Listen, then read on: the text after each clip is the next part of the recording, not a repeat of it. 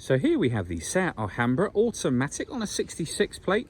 I'm going to start off by showing you around the outside of the car, and then we'll hop in and run through some controls on the inside.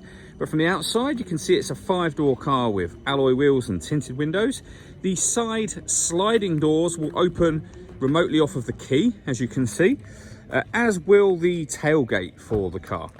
As we approach the boot, you'll see we have reversing sensors. This car's also got a reversing camera. Currently all 7 seats are in place. So this is the amount of boot space you have as a 7-seater. Let me show you what it's like with the 2 rear ones folded down. As you can see, you get loads of extra space when you fold these flat. The 3 remaining seats will also fold down should you wish to do that. Okay, so we're just going to work our way back round to the front of the car, and then we'll hop in and run through some controls on the inside. But now that we've done a full circle of it, you can see it's in excellent condition the whole way round. Just briefly before we climb in, I think that's what we're seeing the interior from this exterior point of view. You get full leather seats. The driver's seat is not only electronically adjustable, but has 3 different memory settings.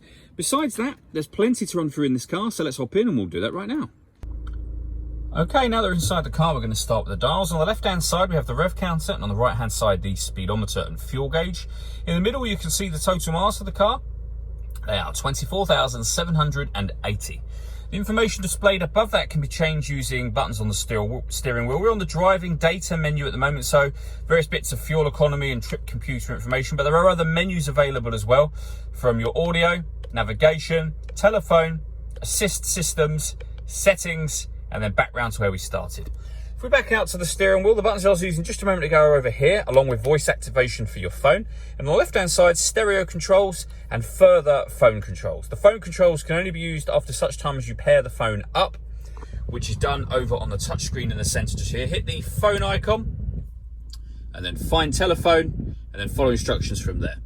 When it comes to music in this car, we have the radio, of course, and you can see there we have DAB, FM, and AM radio. If you want to listen to your own music, you can do. Just hit the media button, and then source down in the bottom left, and you'll see that we have plenty of ways to listen to the music in the car.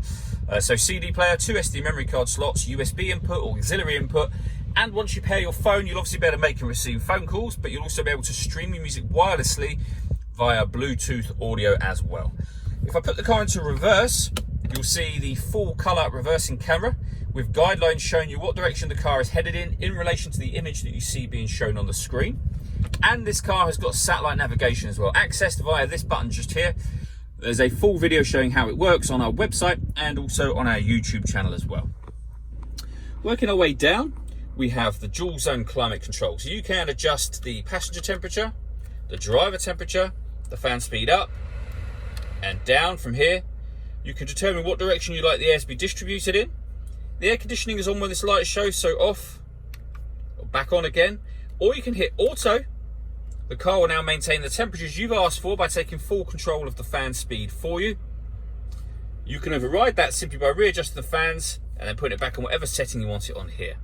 We also have heated driver's seat with 3 different heat settings, and the same on the passenger side.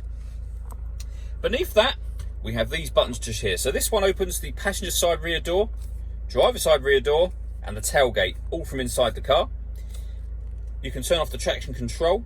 This one turns off the stop and start. This car is designed to cut out when it's stationary in traffic to save you fuel. That system is off now. You can turn on and off the parking sensors. And this button will set the tyre deflation warning system. So this car will warn you when there's air pressure leaving any one of the 4 tyres. But if you want to take that pressure out of the tyre yourself without this warning going off, you can press that button to reset your tyre pressure to a new level. We then have the gear lever for the fully automatic gearbox. The last thing I want to talk about is the panoramic glass sunroof. So there's a sun blind, it's closed at the moment. If you press the button, you'll see that will open up all the way to the back of the rear seats, or the middle row of seats if you have 7 seats folded out. And you can leave it like that. Obviously that lets in a huge amount of light, but this car, you can actually open the front section as a full sliding sunroof.